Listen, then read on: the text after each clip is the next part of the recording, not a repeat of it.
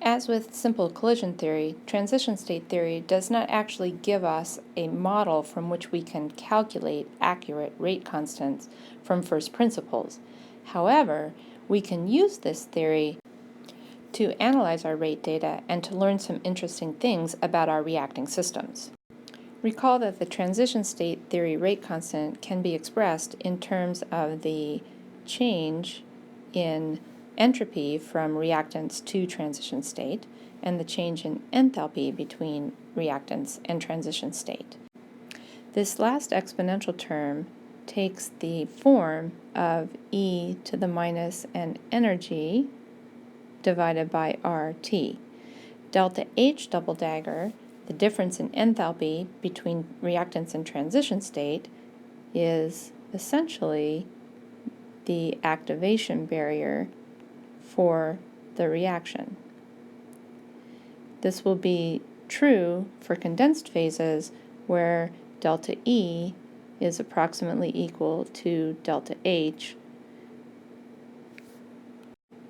but less true for gas phase reactions in which delta E is equal to delta H plus delta the quantity PV, or delta E is equal to delta H plus delta number of moles of gas times RT. That leaves the first two terms as our Arrhenius pre-exponential factor. Notice that in this case, the Arrhenius pre-exponential factor is a function of temperature, as it was for simple collision theory, but in this case it's linear in temperature and not dependent on the square root of temperature, as it was for the simple collision theory case. So again, this theory predicts that the pre-exponential factor should be a function of temperature, as indeed we notice experimentally when we look at a wide enough temperature range.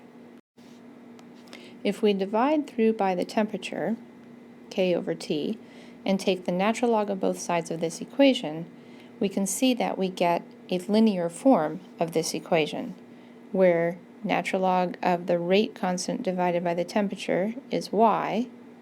That's equal to something that does not depend on the temperature, our y-intercept, plus a constant, our slope, times 1 over t, our x value. And so if we graph the natural log of the rate constant divided by temperature versus 1 over the temperature, we would expect to get a straight line with a negative slope, and the slope of that line should be equal to the change in enthalpy between reactants and transition state divided by R. The y-intercept for that straight line should be equal to the natural log of the Boltzmann constant divided by H plus delta S double dagger, the difference in entropy between reactants and transition state, divided by R. So from the y-intercept, we can calculate delta S double dagger, and from the slope, we can calculate delta H double dagger. The more interesting piece is the difference in entropy between reactants and transition state. Notice that if this is less than 0, then my transition state will have less microstates than my reactants.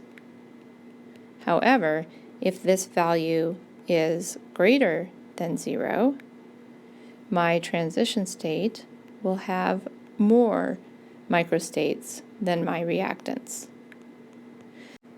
As an example, let's imagine two strands of DNA that are reacting complementary to become a double helix.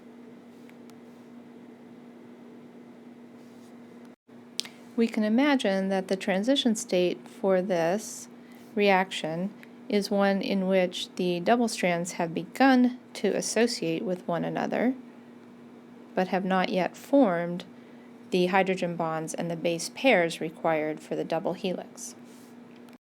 Our intuition tells us that when I take two things and associate them together, that I should have less entropy in the transition state than I do in the reactants.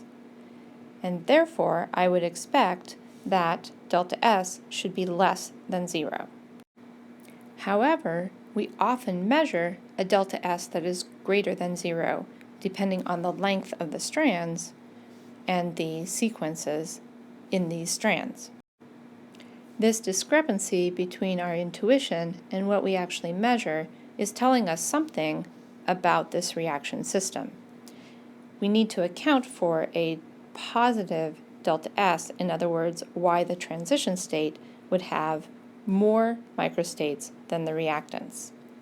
If we imagine that our DNA strands are actually in a random coil form to begin with, and that they have to stretch out to become associated and form the double helix, then we might imagine that when we stretch these random coils out, they occupy a larger volume and therefore have more microstates in the transition state than they do in the reactant states, which are random coil.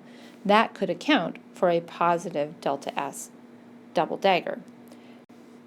Thus, transition state theory has helped us to understand this reaction on a microscopic level.